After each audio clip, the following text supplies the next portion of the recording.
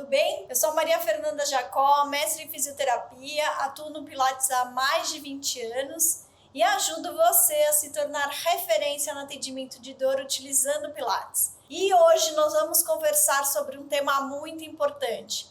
Massagear a região do trapézio vai resolver a dor do seu paciente nessa região? E eu já vou responder, de cara que não vai resolver a dor do teu paciente. Hoje a gente vai entrar nas implicações de massagear essa região do trapézio sem antes avaliar o paciente. E eu quero trazer na aula de hoje possíveis erros que a gente pode cometer se a gente sair massageando essa região do nosso paciente. E de cara, vocês sabem o quanto eu bato nessa tecla da importância da avaliação. Então, gente, a gente precisa entender qual é a causa que está gerando essa dor na região do músculo trapézio do nosso paciente. Que muitas vezes eu falo músculo trapézio, mas às vezes nem é nele a dor. Pode ser numa estrutura mais abaixo, pode ser numa estrutura adjacente. E a gente acha que o grande vilão é o músculo trapézio que tá tenso. O próprio paciente chega, tá doendo aqui, faz uma massagem para mim, ele não fala assim. E a gente tem que saber identificar o que está acontecendo com o nosso paciente para daí a gente indicar o melhor tratamento para ele.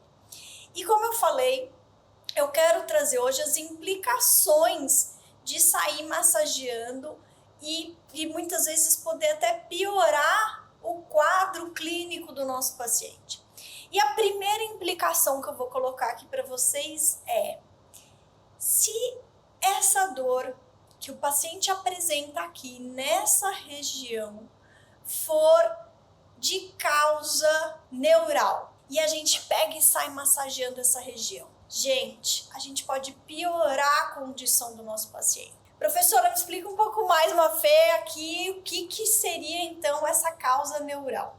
Vamos supor que esse paciente que chega pra gente com dor na região do trapézio está com uma dor neuropática no dermatomo de C6 e C7 que pega exatamente essa região. A gente vai ter que identificar alguns fatores que eu vou levantar novamente nessa aula e tem aula minha sobre isso aí também no canal do YouTube, de forma até mais detalhada, que vale a pena vocês assistirem. Mas eu vou levantar aqui novamente com vocês os pontos que precisam ser avaliados para a gente identificar uma causa neural. Primeiro deles é você perguntar para o paciente como é a dor dele.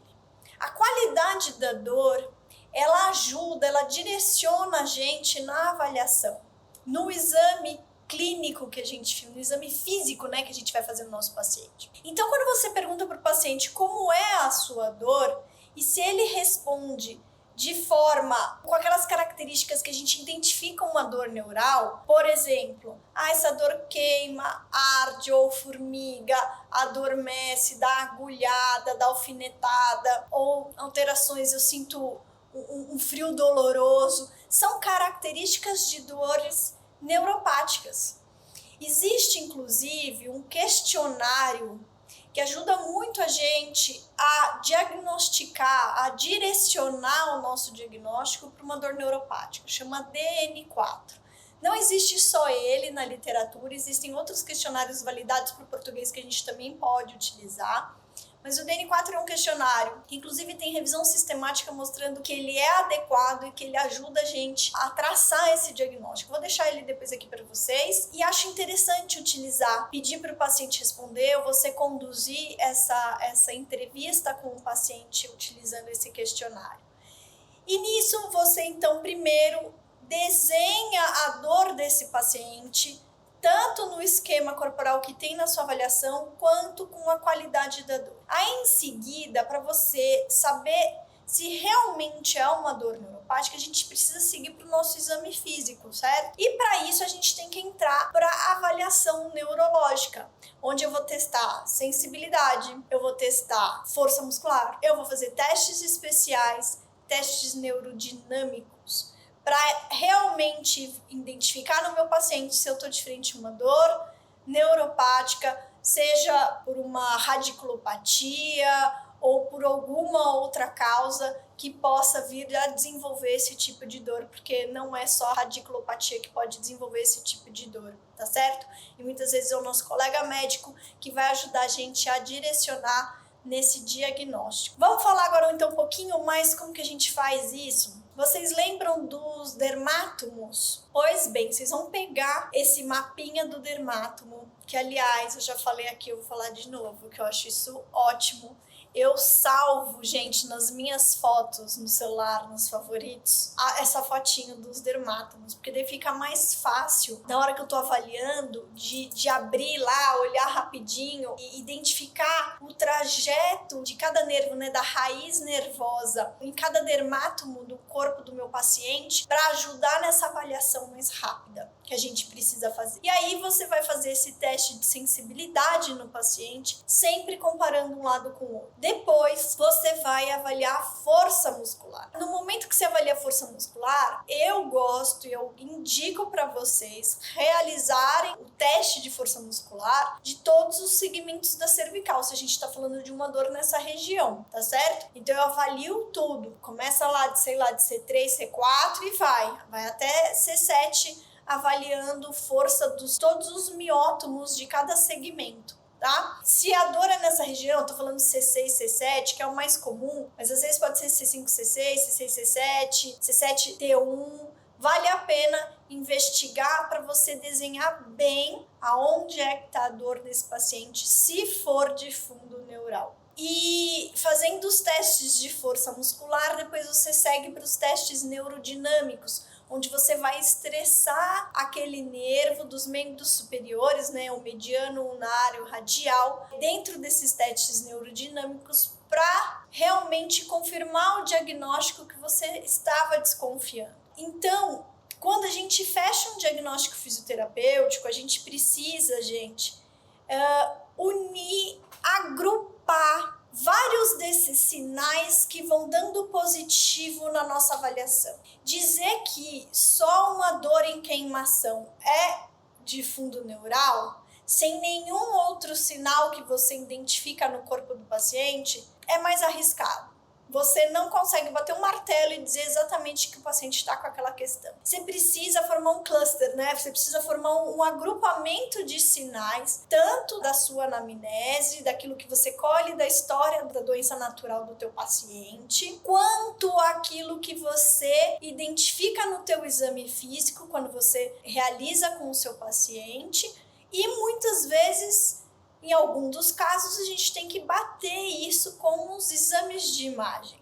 E dessa forma, a gente consegue entender o que o paciente está trazendo para traçar o nosso diagnóstico fisioterapêutico. E é dessa forma que daí a gente vai entender o que o paciente está trazendo, tanto de tipo de dor, né, da gênese da dor, o que está provocando essa dor no paciente, até a questão da parte funcional, que é o que cai pra gente na fisioterapia, né?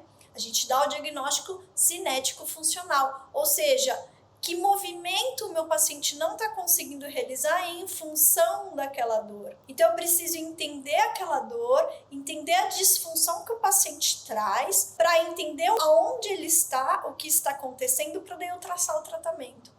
Então uma dor na região do trapézio, muitas das vezes a gente precisa descartar num primeiro momento uma queixa neurológica, de fundo neuropático. Porque se você massageia essa região, muitas vezes você pode até piorar a dor do paciente. Então essa é uma questão muito importante. Uma outra que eu quero colocar aqui, que é pouco falada e eu acho que tem uma importância enorme, e eu já vi muito paciente piorar quando a gente realiza técnicas locais e passivas nessa região para tratar a dor do nosso paciente nessa região, e o paciente chega realmente a piorar. É um outro ponto, atenção aqui agora nisso que eu vou falar. Quando o paciente chega, com dor crônica nessa região da dor cervical, que corre para essa região aí do trapézio superior, é muito importante a gente avaliar se o paciente está apresentando alguma sensibilização. Sensibilização, existem dois tipos, ela pode ser central ou periférica. A sensibilização, o que é? É quando sistema nervoso que amplifica, modifica a sensação da dor. Ou seja, aquele meu paciente pode estar sentindo dor nessa região e além da dor, existe uma sensibilização da região. E essa sensibilização ela pode acontecer também de duas formas, com alodinia ou com hiperalgesia. Ai, para agora tudo, uma fêmea explica melhor o que você está querendo dizer com isso. É assim, gente. Pega um algodão. Vou dar um exemplo que eu acho super fácil fazer assim. Vocês vão entender. Pega um algodão e passa na região da dor do seu paciente. Pergunta quanto dói. Pergunta se o algodão dispara a dor da região ali da queixa do paciente. Compara com o outro lado. Ou melhor, compara em outra região. Tipo, vou fazer aqui no braço. Compara no braço do seu paciente. No braço eu não sinto nada. No braço eu sinto só o algodãozinho passar. Só que quando você passa aqui, me dá até uma aflição. Isso se chama alodinia. E isso é um tipo de sensibilização. Quantos pacientes sentem isso e a gente não para avaliar essa questão? Isso é muito importante, gente. Sabe, eu vou dar outro exemplo de alodinia que é fácil vocês entenderem. Sabe quando uma paciente mulher chega pra gente e fala assim, eu não aguento o top ou a alça do sutiã aqui nessa região me incomoda. Gente, isso é alodinia, é uma hipersensibilidade nessa região. Ou tem gente que tem hipersensibilidade na cabeça que fala, eu não consigo quando prende assim meu cabelo. Me dói todo o couro cabeludo. Ou quando usa tiara, né, aquele arquinho na cabeça. Gente, é a mesma coisa. Isso é uma alodinia. É um estímulo. Então, o que é alodinia? Agora eu vou explicar na teoria. É um estímulo que não era para ser doloroso, um estímulo tátil, mas que provoca dor. Então, quando você está de frente de um paciente que apresenta essa sensação e que você testou na avaliação, você vai ter que levar isso em consideração no tratamento. Imagina você, um paciente que sente dor ao passar um algodão ou ao toque de um sutiã. Depois você vai ter que fazer um outro teste para identificar que tipo de tratamento é o mais adequado para esse paciente. Tá certo? E isso é muito importante para a gente saber qual conduta a gente vai direcionar aí o nosso tratamento. Porque tem pacientes que pioram se eu faço um tratamento local pelo fato de ter a alodinia nessa região. Então, gente, é com muita atenção que a gente tem que ter na avaliação para identificar por onde eu vou, o que realmente meu paciente está apresentando. Entendeu? Então, gente, um outro ponto muito importante que precisa ser avaliado e que faz parte da sensibilização é a hiperalgesia. A hiperalgesia é o seguinte, antes eu dei o exemplo da questão do algodão, deixa isso aí de lado. A hiperalgesia você vai testar da seguinte forma, sabe aquele martelinho que a gente usa para fazer os testes do reflexo? Na pontinha dele sempre tem um alfinetinho, um objeto pontiagudo. Você vai pegar um objeto pontiagudo e você vai discretamente pontuar na região da dor. Fez isso e pergunta para o paciente, quanto que você sente de dor? De 0 a 10. Realiza isso contralateral e realiza isso numa região completamente diferente do corpo e pergunta o quanto dói. Na maioria das vezes o paciente vai falar, dói 1, né? É incômodo. Mas na região que ele sente dor, se o paciente tiver hiperalgesia, se ele tiver a sensibilização, ele vai dar uma nota mais elevada com a mesma pressão que você executou essa força. Com a mesma pressão. E aí, gente, você vai estar de frente de uma situação também de sensibilização, de hiperalgesia. E a gente vai ter que ter um cuidado também se isso apresenta, se isso aparece no nosso paciente, para tratá-lo com essa questão. Tudo bem até aqui? Então, as implicações no tratamento da dor na região do trapézio, a gente precisa, para evitar qualquer risco no nosso atendimento, identificar se o paciente está, então, com alguma situação de dor neuropática ou se o paciente está apresentando alguma sensibilização na região, seja de alodinia, seja de hiperalgesia, para a gente conduzir melhor esse tratamento. E agora eu vou fazer um convite aqui para vocês. Eu tô com uma outra aula que eu deixei aqui no YouTube para vocês sobre o tratamento avançado para as dores nessa região. Assiste lá, porque essa aula daí vai complementar o que eu tô trazendo para vocês hoje aqui.